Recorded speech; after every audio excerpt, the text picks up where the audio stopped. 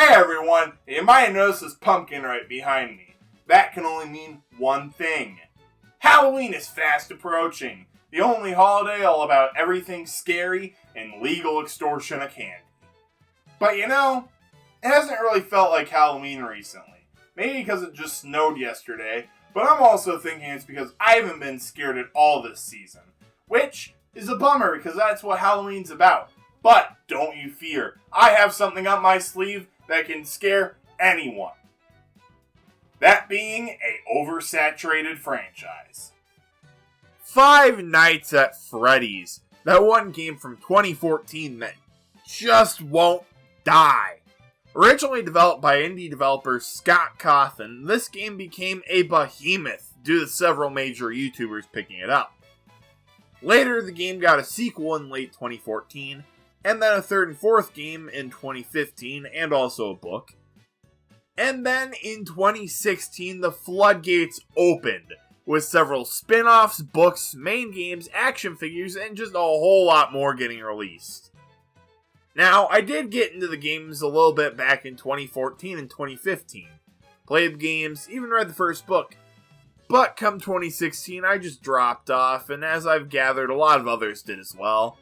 But hey, enough with this stuff, let's actually talk about the first game in this long-running series, which is usually considered the best game out of all of them. So before we go explaining the game to you guys, I think it's important to discuss the story of the game so you might have less questions about the game. Why is the rabbit blue? So to start off, we have our no-named main character accepting a job as a night guard at a pizzeria with animatronics. But hey, big surprise, the animatronics are haunted by the souls of dead children. Bet you didn't expect that. You also get references to a thing called the Bite of 87, which is an incident where an animatronic murdered a child. And that's it! Thankfully it's not too complex of a story, that's where the other games and theorists come into play. But hey, let's actually get into talking about the game. So now that we are playing the game, we have three options. Turn on the lights, close the doors, and check the cameras. That's it! The objective of the game is to get to 6 o'clock without being brutally murdered by the animatronics.